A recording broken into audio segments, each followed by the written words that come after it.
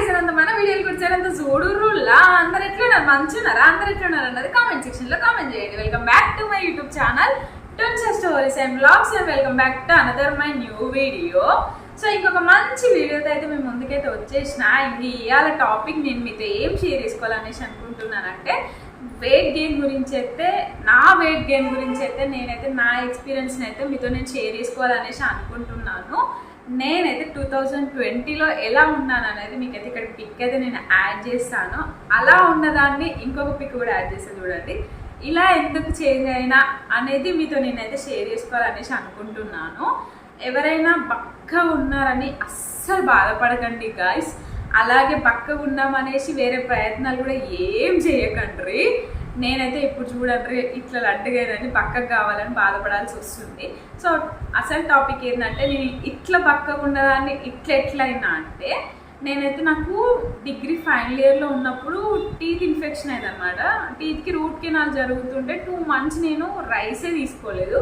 Only liquids ఇంకా ఉప్మా లూజ్గా వేసుకొని అది బనానాస్ అట్లాంటివే తినేదాన్ని. ఎందుకంటే రూట్ కెనాల్ జరుగుతుంటుండే అనమాట. 2 days ఒకసారి హాస్పిటల్కి వెళ్ళేసి వచ్చేదాన్ని. అక్కడ అవన్నీ పెడతారు కదా, సో తిన్నీకి ఉండకపోతుండే. అట్లా తినక నేను చాలా వీక్ అయిపోయినా, చాలా వీక్ అయిపోయినా. నేను ఇంటర్లో కొంచెం అంటే బక్కగా లేకుంటుండే, లడ్డుగా లేకుంటుండే, బెటర్గా ఉంటుండే. డిగ్రీకి వచ్చేసి చాలా బక్కగా అయిపోయినా.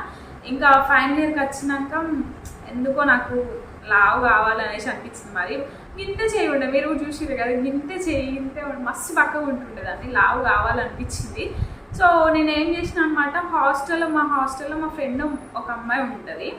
ఆమె కూడా చాలా బక్కగా ఉంటుండే. ఆమె అప్పుడు డిగ్రీ ఫైనల్ ఇయర్లోనే తనకి మ్యారేజెస్ అంటే మా హాస్టల్ ఫ్రెండ్ అనమాట. తను నా క్లాస్మేట్ అయితే కాదు. సో తను మ్యాచ్ చేసి వస్తుంటే తనకి బక్కగా ఉందని తనని రిజెక్ట్ చేస్తుంటే, సో లావు కావడానికి తను ఒక మెడిసిన్ అయితే తీసుకుంది. ఆ మెడిసిన్ ఏదో కాదు, డాక్టర్ సజెస్ట్ చేసిందే. సో తన బ్లడ్ గ్రూప్ని బట్టి తనకి ఆ మెడిసిన్ అయితే సజెస్ట్ చేశారంట. సో నేను కూడా హాస్పిటల్కి వెళ్ళి ఇట్లా ఈ ట్యాబ్లెట్స్ తీసుకుంటే అవి వెళ్ళి ట్యాబ్లెట్స్ యూజ్ చేసి అవి ఏంటి అంటే జస్ట్ ఆకలి కావడానికి మాత్రమే ఆ ట్యాబ్లెట్స్ ఇచ్చారు అనమాట. Syrups tablets. నేను సిరప్ తీసుకోలేదు, ట్యాబ్లెట్స్ మాత్రమే తీసుకున్నాను. వితిన్ 15 daysలో నేనైతే ఘోరంగా లావైపోయినా. ఆ ట్యాబ్లెట్స్ వేసుకుంటే ఎట్లా ఆకలి అవుతుంది అంటే అమ్మ బిభత్సంగా అవుతుంది. మాకు ఒక 15 minutes క్లాస్ ఉంటుండే. ఆ 15 minutesలో నాకైతే బేజ్ కింద పెట్టుకొని తింటూనే ఉండేదాన్ని ఆ 15 daysలోనే. అసలుకి ఎన్ని సమోసా ఎగ్ పఫ్ నాకు 15 daysలోనే ఒక 12,000-13,000 ఫుడ్ అయితే తిన్నాను. అంతకుముందు అసలు ఏం తినకపోతుండే తెలుసా. నేనైతే ఏం తినకపోతుందంటే బయట అసలు ఏం తినకపోతుండే. రైస్ గింతనే తినేదాన్ని, మొత్తం పడేసేదాన్ని. అసలు 2 daysకి ఒకసారి కూడా రైస్ తినడం కూడా అట్లా అయిపోయేది. అంతెందుకు, నేను ఇంటర్లో ఏకశిల కాలేజ్లో నా ఇంటర్ అయిపోయింది. నేను ఇంటర్లో ఉన్న 2 yearsలో ఒక్కసారి కూడా నేనైతే ఆ ఏకశిల కాలేజ్ కర్రీసే ముట్టలేదు. మామిడికాయ పచ్చడి తప్ప కర్రీసే తినకపోయేదాన్ని. అట్లాంటి నేను అంత ఫుడ్ తీసుకున్నాను. నెయ్యి తిన్నా అంటే నెయ్యి అస్సలు తినా. నాకు అసలు ఆ స్మెల్కే వామిటింగ్ వచ్చేది.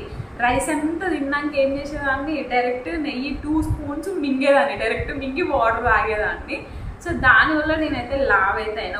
లావ్ అంటే మరీ లావ్ కాలేదు. ఓకే, నేను 36 kgs ఉండేదాన్ని 48 kgsకి అయితే వచ్చిన అప్పుడు నేనైతే. సో నేను అప్పుడు చాలా హ్యాపీగా ఫీల్ అయినా. మంచిగా ఉన్న ఓకే, మంచిగా బక్కగా ఉన్నదాన్ని మంచిగా అయినా మస్తు ఫీల్ అయినా. ఇక పెళ్ళైనాక చూడండి అద్దంట అంటే లావ్ అవుతాను ఇక.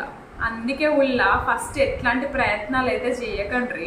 ఇప్పుడు చూడండి తిందామన్నా కూడా తినలేకపోతాను, ఎక్కడ లావ్ అవుతాను అనేసి. అందుకే బక్కగా ఉన్నోళ్ళు లావు కావాలి అని అంటే వేరే ఏమో ట్యాబ్లెట్స్ వేసుకొని, వేరే ఏమో సిరప్లు వేసుకొని మాత్రం ట్రై చేయకండి. బక్కగా ఉన్నోళ్ళు లావు కావాలంటే మంచిగా తినండి. వెయిట్ గెయిన్కి సంబంధించిన ఫుడ్ ఐటమ్స్ ఉంటాయి కదా, లైక్ ఇప్పుడు బనానా, నెయ్యి ఇలాంటివి తినండి. రైస్ క్వాంటిటీ ఎక్కువ తినడం అలాంటివి తినండి. ఆటోమేటిక్గా వెయిట్ గెయిన్ అయితే అవుతారు. అస్సలు మళ్ళీ అంతెందుకు, పెళ్ళైనాక డెలివరీ అయినాక ఆటోమేటిక్గా వెయిట్ గెయిన్ అయితే అవుతారు. కంపల్సరీ చెప్తున్నా, పెళ్ళైనాక కంపల్సరీ వెయిట్ గెయిన్ అనేది కంపల్సరీ అవుతారు. సో పెళ్ళిన అమ్మాయిలు ఎట్లాంటి ప్రయత్నాలు అయితే చేయకండి అమ్మా లావు కావాలనేసి మాత్రం. ఎందుకంటే ఇప్పుడు బక్క పడాలి అంటే చాలా కష్టమైపోతుంది. సో నేను చెప్పింది మీకు క్లియర్గా అర్థమైపోయింది అనేసి నేను అనుకుంటున్నాను.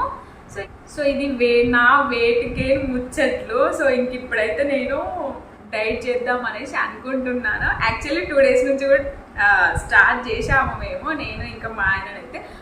మొత్తం డైట్ అంటే వాళ్ళు చెప్తారు కదా, ఇంకా వాళ్ళు డాక్టర్స్ చెప్పే అంత ఆ డైట్ అయితే ఫాలో కావట్లేము. మేము మా ఓన్గానైతే ఫాలో అయితే అవుతున్నాము. ఆ అప్డేట్స్ అయితే నేనైతే అప్కమింగ్ బ్లాగ్స్లోనైతే మీతో షేర్ చేసుకుంటాను. సో ఈ బ్లాగ్ ముచ్చట్లయితే ఇంతేనండి, అర్థమైపోయింది కదా. వెయిట్ గెయిన్ కోసం అయితే అస్సలు ట్రై చేయకండి, మంచిగా ఫుడ్ తినండి, ఉండండి.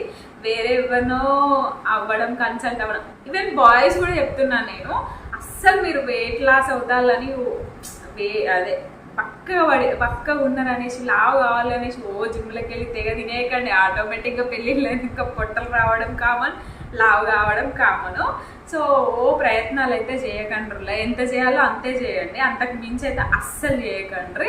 సో నా ఎక్స్పీరియన్స్ని అయితే నేనైతే మీతో షేర్ చేసుకున్నాను, ఇక మీ ఇష్టం. సో బ్లాగ్ అయితే మీకు నచ్చింది అనేసి అనుకుంటున్నాను. సో నచ్చితేనైతే ఒక లైక్ చేయడం అయితే అస్సలు మర్చిపోకండి. అలాగే ఇలాంటి మోర్ ఇంట్రెస్టింగ్ వీడియోస్ కోసం మన ఛానల్ని కాస్త సబ్స్క్రైబ్ చేసుకొని సపోర్ట్ చేయండి. సో ఇంకా మంచి వీడియోస్తో నేనైతే మేము ముందుంటాను. నెక్స్ట్ అయితే మనం వెయిట్ లాస్ కావాలంటే ఏం చేయాలి, నా ఎక్స్పీరియన్స్తో అయితే మీకు షేర్ చేసుకుంటాను, ఎందుకంటే ఇప్పుడు నేను అదే ప్రాసెస్లో ఉన్నా కాబట్టి. సో ఇంకా మంచి వీడియోస్ అయితే మీకు రాబోతున్నాయి. సో వెంటనే మా ఛానల్ అయితే సబ్స్క్రైబ్ చేసుకోండి. Bye, thanks for watching.